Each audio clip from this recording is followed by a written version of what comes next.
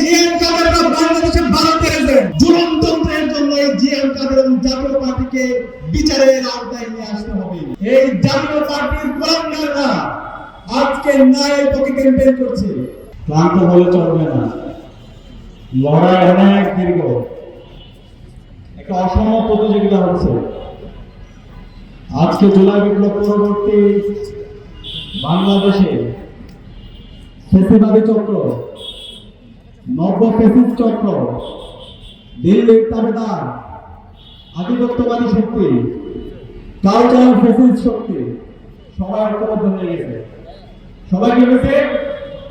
ঐক্যবদ্ধ হয়েছে বাংলাদেশে আবার ফ্যাসিবাদ ফিরিয়ে আসার জন্য, বাংলাদেশে আবার আধিপত্যবাদী শক্তিদের মাধ্যমে বাংলাদেশের জুলাইয়ের যে আকাঙ্ক্ষা, শহীদদের যে আকাঙ্ক্ষা, নতুন বাংলাদেশ বিনির্মাণের যে স্বপ্ন, সেটাকে নস্যাৎ করার জন্য আমরা যারা জুলাই প্রজন্ম বেঁচে আছি, আমরা কি এটা হতে দিব? আমরা এটা হতে দিব না। আজকে আমরা দেখতে পাচ্ছি, আমরা যখন সারা দেশে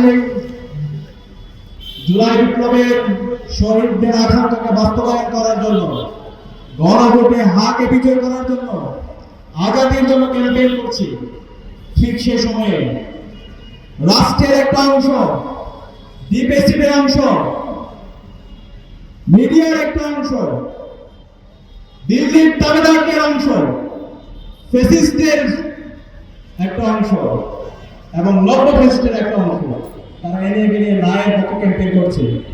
এই শত্রুদেরকে আমাদেরকে চিনতে হবে। তারা বাংলাদেশের কল্যাণ চায় না, তারা জুলাইকে ধারণ করে না, তারা বাংলাদেশকে আবার সেই ফ্যাসিবাদী কাঠামোতে ফিরিয়ে নিতে চায়। সুতরাং আমরা জুলাই বিপ্লবের যারা সহযোদ্ধারা আছি, শহীদ আবু সাইদ, শহীদ আমিনান, শহীদ ওয়াসিমের উত্তরসূরিরা বেঁচে থাকতে, শহীদ উসমান হাদির উত্তরসূরিরা বেঁচে থাকতে এই কালচারাল ফ্যাসিস্ট চক্র, এই আধিপত্যবাদী শক্তিকে এবং এই নব্য ফ্যাসিস্ট শক্তিকে আমরা সফল হতে দেব না। আজকে আমরা দেখতে পাচ্ছি গত 16 বছরে যারা খুনি হাসিনাকে সহযোগিতা করেছিল, যারা গৌণ খুন আইনাগরের সহযোগী ছিল, এই জাতীয় পার্টির কর্মীরা আজকে ন্যায়ের পক্ষে ক্যাম্পেইন করছে। আজকে জিএম কাদেরের মতো কর্মীরা ন্যায়ের পক্ষে ক্যাম্পেইন করছে।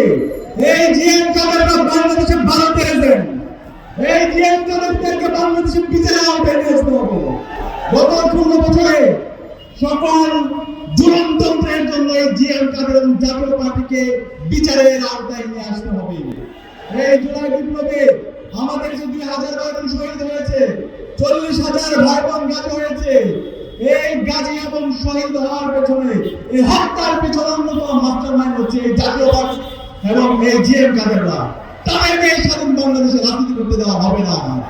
এই জিএম কাদের এবং এই দিল্লির তাবেদারদেরকে স্বাধীন বাংলাদেশে বিচারের আওতায় আসতে হবে।